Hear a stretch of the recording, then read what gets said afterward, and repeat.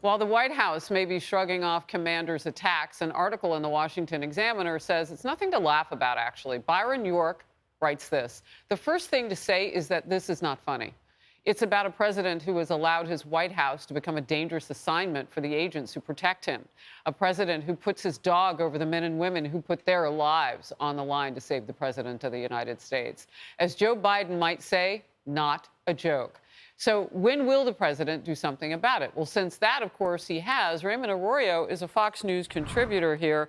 And Raymond, this is the second dog to have these kinds of issues. Yeah, Major is the first animal they rehomed a few months ago. And then they gave him a title upgrade to Commander. Yeah, exactly. Then Commander was brought in. They said, oh, what a playful pup. Look, the White House, now that Commander has changed his dining habits from Secret Service agents to groundskeepers, they've decided now to change their story. The story was the Secret Service were too aggressive. Their solemn aspect was causing the dog to attack. Well, now it's a groundskeeper who not only is a kindly guy who's worked there for 50 years. And walks the dog. And walks the dog. And all the first pets, Bo the dog and the Bush's dog, the Nixon's dogs. Here's the reality.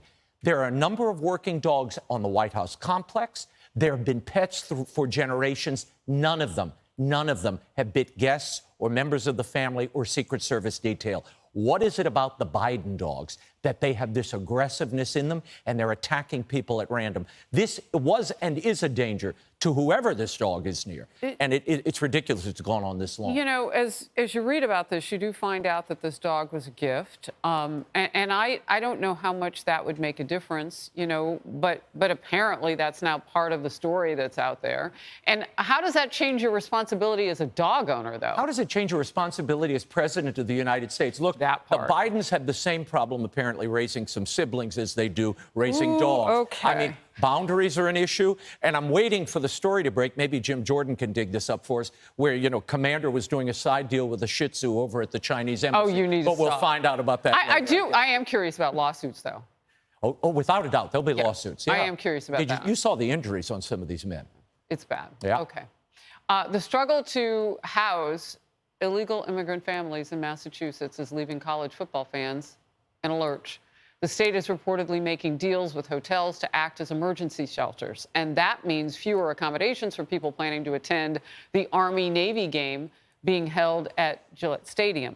One travel agent told Fox News he was stunned to get a mass cancellation email from one hotel group with no plan for rebooking. We recently were notified that we are no longer able to accommodate any groups, as the hotels are now being leased out to the state of Massachusetts for refugees. I've never had a hotel take back a block of rooms.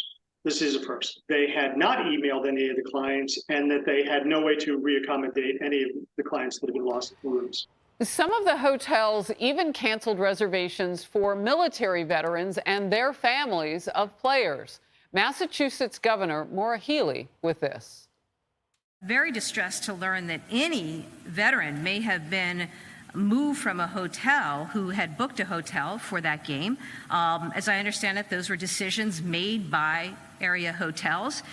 Look, another Democrat is upset over what's happening with the Biden border crisis. Well, this is why we're seeing Joe Biden do what you reported earlier in the show. Now he's building a portion of the wall. It's only 20 miles. It's not hundreds of miles. So let's put that in some perspective. But he had to say the words, he's building the wall. Yeah, right. He had to get all of this off his back. And look, the final story here is you have citizens having their prices raised so they can make room for illegal immigrants that the citizens will also be paying for. This is an outrage. Wow. I mean, and to have it fall upon our vets and their families at this Army-Navy game makes the sting even worse. This is an outrage. Yeah, it is.